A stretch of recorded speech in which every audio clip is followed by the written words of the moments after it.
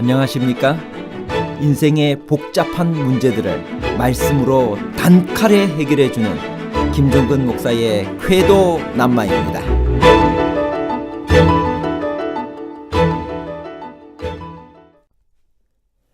여러분은 회개할 때 죄가 가져올 두려운 결과 때문에 회개하시나요? 아니면 죄 그 자체를 슬퍼하고 그 죄에서 떠나시나요? 여러분은 죄를 고백할 때 명백하게 하고 또한 지은 죄를 꼭 지적하여 명확하게 고백하시나요? 죄에 대한 변명도 하시나요? 요셉의 형들은 자신의 잘못을 변명하며 탄원했나요? 아니면 죄를 진정으로 회개하고 고백하고 인정했나요? 변명과 고백에 관한 복잡한 문제를 하나님 말씀의 가르침으로 명쾌하게 해결해 드리겠습니다. 요셉은 형들을 몇 번 시험했나요? 창세기 44장 2절 또 내 잔 곧 은잔을 그 청년의 자루 아기에 넣고 그 양식값 돈도 함께 넣으라 하매 그가 요셉의 명령대로 하고 요셉은 형들을 5번 시험했습니다. 첫 번째 창세기 42장 6절에서 17절에서 요셉은 형들을 정탐꾼으로 몰아세우는 시험을 합니다. 두 번째 창세기 42장 18절에서 24절에서 요셉은 한 사람만 옥에 갇혀 있고 나머지 9명은 고향으로 갔다가 베냐민을 데리고 오라는 시험을 하면서 시므온을 붙잡아 둡니다. 세 번째, 창세기 42장 25절에서 35절에서 요셉은 형들의 자루에 곡물값을 그대로 넣어 보내는 시험을 합니다. 네 번째, 창세기 43장 24절에서 보면 요셉은 형들을 자기 집으로 초대해서 식사 대접을 하면서 형들의 질투심을 자극하는 시험을 합니다. 다섯 번째, 드디어 창세기 44장에서 요셉은 마지막 시험을 합니다. 은잔의 시험입니다. 베냐민의 자루에 몰래 은잔을 넣고 형제들을 떠나가게 한 후에 청지기로 하여금 따라가서 은잔을 찾게 합니다. 의심하는 청지기에게 형들은 말합니다.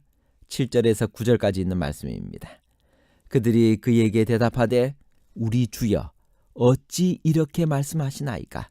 이런 종들이 결단코 아니하나이다.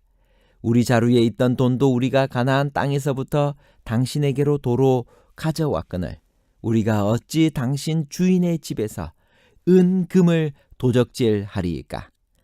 종들 중 뉘게서 발견되든지 그는 죽을 것이요 우리는 우리 주의 종이 되리이다.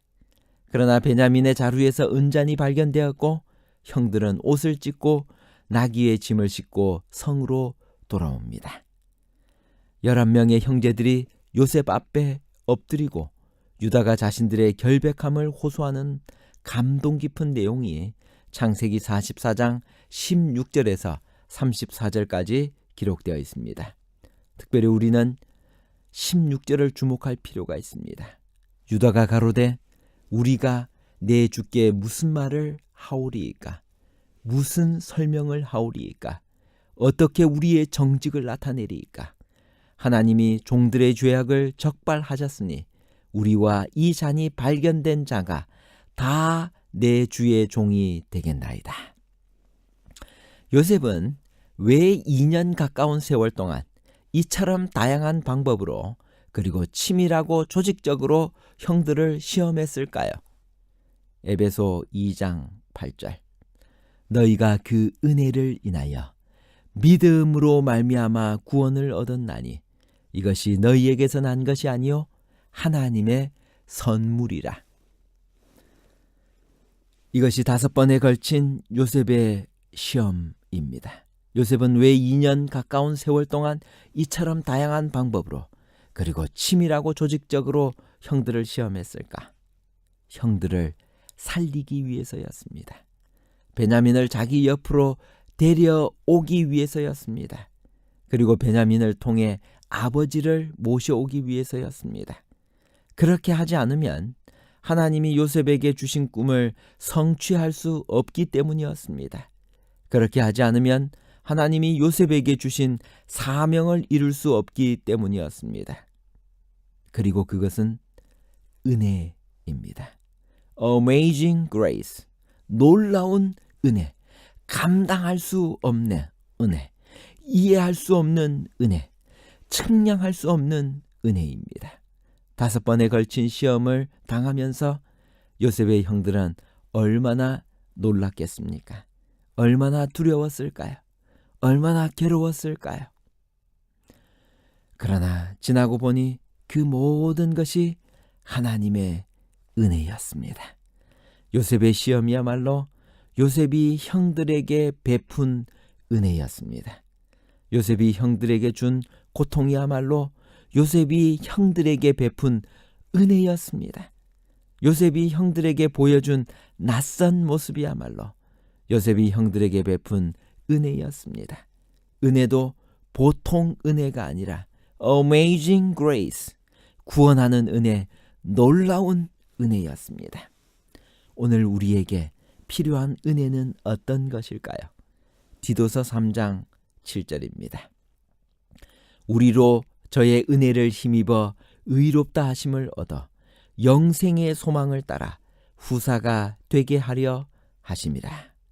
오늘 우리에게 필요한 하나님의 은혜는 죄를 지적하고 드러내는 은혜입니다.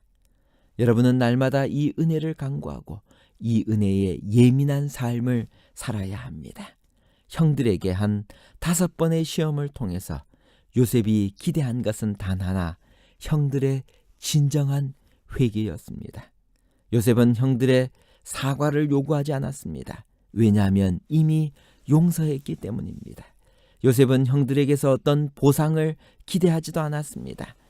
요셉은 형들이 결코 줄 수 없는 것을 이미 가지고 있었기 때문입니다.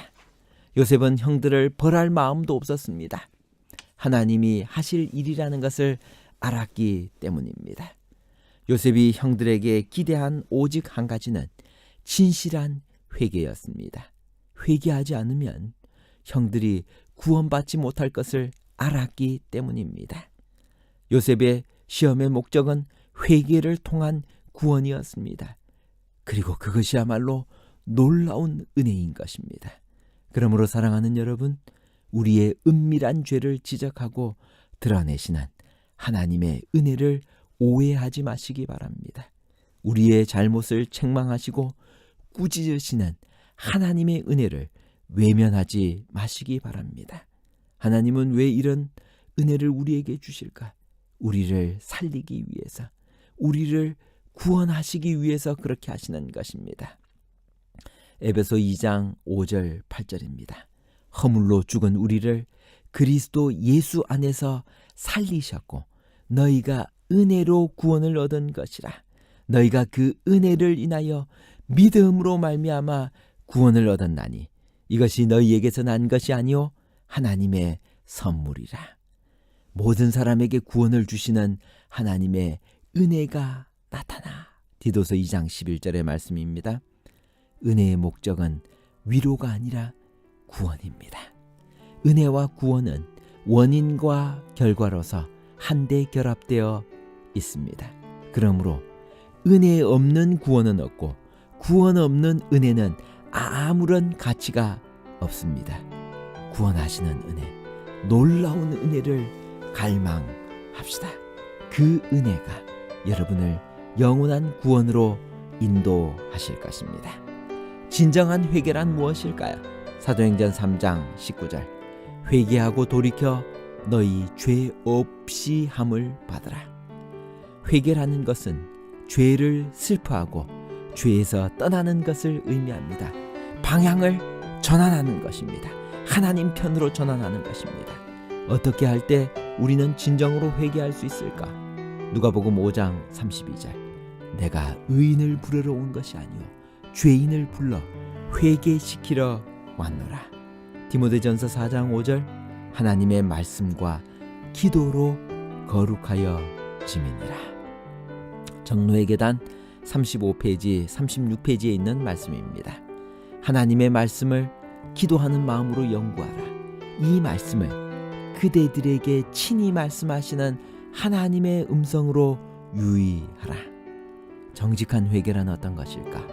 어떤 변명도 하지 않는 것입니다. 하나님의 의로우심을 인정해야 합니다. 죄에 대한 책임을 지는 것입니다. 하나님의 은혜를 체험하는 것입니다. 결론입니다. 첫 번째, 요셉은 형들을 5번 시험했습니다. 두 번째, 요셉이 2년 가까운 세월 동안 다양한 방법으로 그리고 치밀하고 조직적으로 형들을 시험한 이유는 형들을 살리고 회개하고 구원하기 위해서였습니다. 하나님의 은혜를 체험하기 위해서였습니다. 세 번째, 진정한 회개란 죄를 슬퍼하고 죄에서 떠나는 것을 의미합니다. 감사합니다.